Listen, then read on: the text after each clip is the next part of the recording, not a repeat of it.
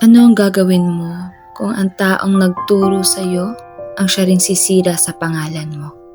Paano kung ang unang taong pumalakpak sa'yo ay lihim kang pinapabagsak? Hindi ko hiniling na maging pinakamagaling sa lahat. Ang gusto ko lang ay gawing maayos ang trabaho ko.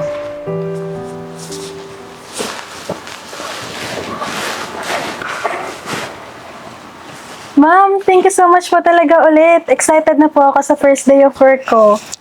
Sige, basta susundin mo lang lahat ng instructions ko. And especially, ayoko ng patamad-tamad dito, ha? Yes po, ma'am. Sisiguraduhin ko po talaga na sisipagan ko po at aayusin ko po yung trabaho ko. First day of work ko po ito and I will make sure po na mamimit ko po ang standards at expectations niyo po dito sa company. Oh, I see. Sige na, pupunta tayo doon sa pwesto mo para maituro ko na rin sa'yo yung mga basic tasks na kailangan mong gawin. Madali ka naman sigurong turuan. Maganda naman yung credentials mo. And plus points din sa akin yung sa interview. I like it. Talaga po ba, ma'am? Thank you so much po. By the way, this is your table. If you need anything, you can ask them. Kaya ka naman nilang tuluan. Good luck! Thank you po.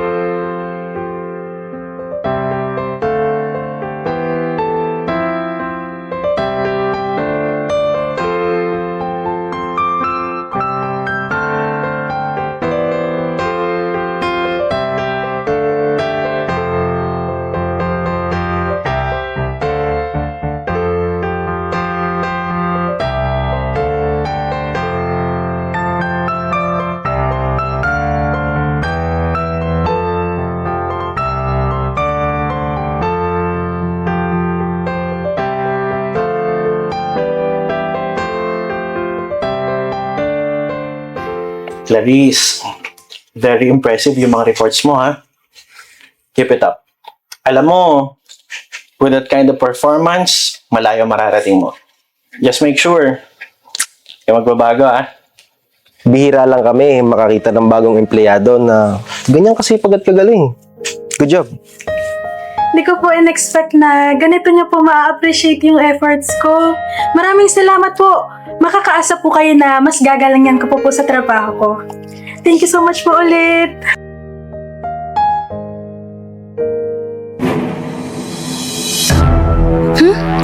Baguhan pa lang yan, ha?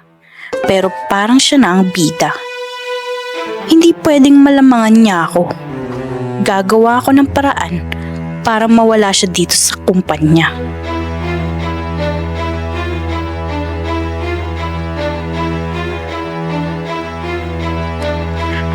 Sir, good day. Bale, I have concern lang kasi about Clarice. Ano yun, Teresa? Kasi po napapansin ko na siya these days na parang nagpapabibo lang. Alam niyo nga po, minsan napapansin ko, mali na nga po yung proseso na kanyang ginagawa. Basta lang magpapansin sa mga boss. Sigurado ka ba dyan sa sinasabi mo? Opo naman sir, matagal ko na siyang inoobserbahan. Talaga pong ganun po talaga eh. Hindi ko nga po alam kung bakit nagkaganon siya. May ebidensya ka ba? Wala pa po pero siguro mas maganda po kung kayo na po ang makaka-obserba sa kanya. Sige, I will take note of this.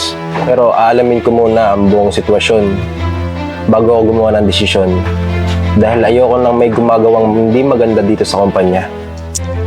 Sige po sir, thank you po ulit ha. Concern lang po talaga kasi ako. Pero magaling naman po siya. Sige po, mauna na po ako. I have so many things to do pa po. Sige.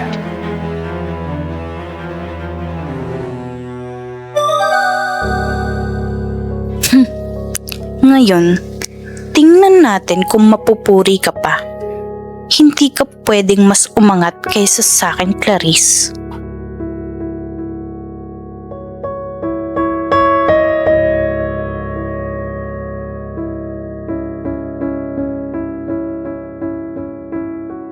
Good afternoon po, sir. Pinapatawag niyo raw po ako? Sige, Clarice, maupo ka.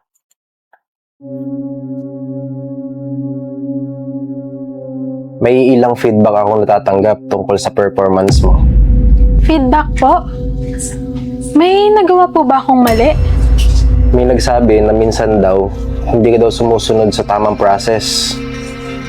At gusto mo lang din daw magpapansin sa management. Tama ba yun? Po, hindi po totoo yun. Sumusunod po ako palagi sa mga instructions at policies ng kumpanya. Kung may mali man po ako na nagawa, itatama ko po agad. Hindi ko pa naman sinasabi na totoo yung reklamo. Kailangan ko ring marinig yung side mo. Maraming salamat po. Nagulat lang po talaga ako dahil maganda naman po yung feedback sa akin ng mga nakaraang linggo. Tama ka. Maganda naman yung mga performance mo. Pero bilang manager, kailangan kong imbestigahan tong problema na to. Naiintindihan ko po. Sana lang po talaga ay mapagbigyan niyo pa po akong mapatunayan ko yung sarili ko. Sige, ipagpatuloy mo na yung trabaho mo. At obserbahan din natin yung sitwasyon dito sa company. Okay po, sir. Thank you po.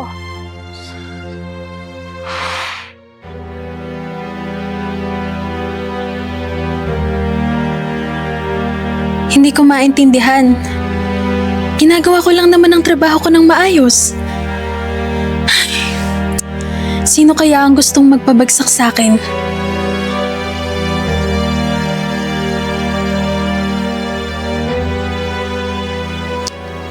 Oy, ito na mo.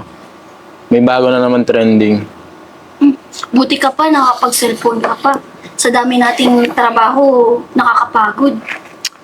Kaya nga, pati nga doon sa table ko, punong-puno na ng mga papel. Ay, nako. Hi guys! Alam mo ba, may chichika sana ako sa inyo. Di ba, kilala niyo si Clarice? Yung bago lang sa atin. Kasi napapasin ko siya lagi sa gabi. Ano yun, pag-awasan natin, may iba-iba kasi sasakyan na sumusundo sa kanya. Minsan pa nga napansin ko nung nakaraan may matandang sumundo sa kanya. Pero halata naman siya mayaman. Kaya lang, ayun, parang ang pangit lang tignan, di ba? Ano? Talaga po ba, ma'am? Grabe naman yan. Alam mo, pag magpapasundo ako sa asawa ko, ilalayo ko din sa babaeng yan. Baka mamaya, pati asawa ko, kabitan na yan. Ay, naku. Totoo po ba yan, ma'am?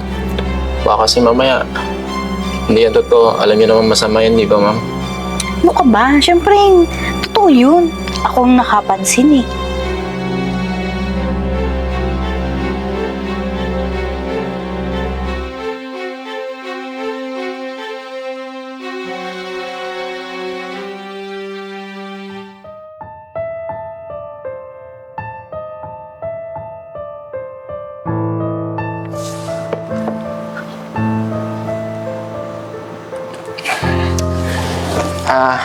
Clarice, alam mo bang trending ka na dito sa buong office?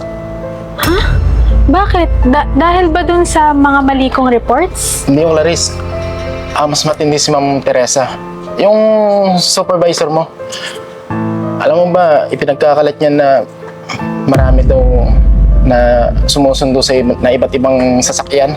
Na para bang sinasabi niya na saglayin mo daw yung pagiging bayaran sa gabi. Ano? Hindi niya ba alam kung ano ang mga ride-hailing apps? Binubook ko ang mga sasakyan na yun pa uwi. Ang hirap-hirap makasakay, kaya nagbubook na lang ako. Ay nako Clarice, ano na gawin mo? Linisin mo na lang yung pangalan mo dito sa office. Panigurado ako kalat na yan. Ako naman kasi hindi naman ako naniniwala na ganun ka. At alam mo naman yan sa sarili mo, di ba? Teka, siguro siya rin yung nagpapakalat na mali yung mga reports na nagagawa ko, no? Ano ba yan? Kahit supervisor ko yan. Lagot yan sa akin talaga . Hindi ko siya uurungan.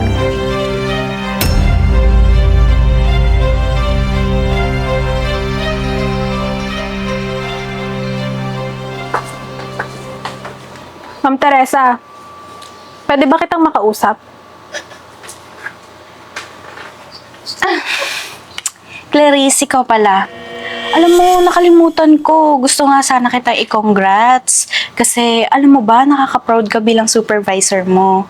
Alam mo, isa ako sa mga nagtitiwala na magiging successful ka dito. Wag mo nga akong paikutin. Alam ko na lahat ng pinagkakalat mo. Sinasabi mo sa lahat na isa akong bayarang babae at iba't ibang sumusundo sa akin araw-araw? Ha? Teka, Clarice ha. Grabe naman yung paratang na yan. Wala ka naman pruweba. Wala ka nang may pagkakaila. Wala ka nang maitatago sa akin. Alam ko nang lahat. Napaka-plastic mo naman. Bakit? Totoo naman, di ba? Na malandi ka, pinapakita mo pa nga sa office eh. Sumusobra ka na ha? Akala mo ba porke mas mataas ka sa akin eh uurungan na kita? Grabe ka? Ano bang ginawa ko sa'yo ha? Bakit hindi mo na lang aminin ha? Na isa kang kabit, bayaran at malandi. Grabe ka na ha? Hindi mo ba alam yung mga binukod sa sakyan yon? Hindi ka ba aware sa mga ride-hailing apps? Wala akong pakialam sa kung anong gusto mo sabihin. Basta kung ano yung nakita ko, ayun ang paniniwalaan ko. Palalampasin ko to. Ako na ang aalis para lumipat ng kumpanya. Pero sana maging masaya ka na may isa kang katrabahong sinira para sa sarili mong kapakanan. Ma'am, Yan, sige. Umalis ka kung gusto mo. Good luck na lang sa'yo. Ang sakit mo na. Stress.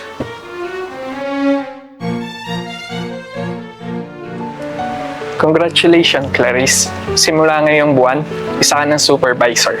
Nakita namin lahat ng effort mo and dedication mo sa work and kung paano ka mag-lead sa mga kasamahan mo. And I think you deserve that position. maraming salamat po. Pagbubutihin ko pa po ang trabaho ko. Hindi ko po sasayangin ang pagkakataong ito. Again, congrats. Kung may natutunan man ako sa lahat na nangyari, ito ay hindi kailanman magiging daan ang inggit para magtagumpay. Maaring may mga taong hahadlang sa iyong pag-unlad, maninira o hihilahin ka pababa. Pero, nasa iyo pa rin ang desisyon kung paano mo ito haharapin. Pinili kong magsikap at piniling gawin kung ano ang nararapat. Ang tunay na tagumpay ay hindi nakukuha sa paninira ng kapwa, kundi sa sipag, tiyaga, at sa pamamagitan ng taong may pusong magsilbi ng tama. Kaya, kung may mas mauuna o mas magtatagumpay kaysa sa atin, huwag nating kainggitan, kundi gawin natin itong inspirasyon para galingan at magpatuloy. Tandaan natin na ang bawat tao ay may kanya-kanyang panahon. At kapag dumating ang tamang oras, ang tagumpay na para sa atin ay hindi maaagaw ng kahit sino man.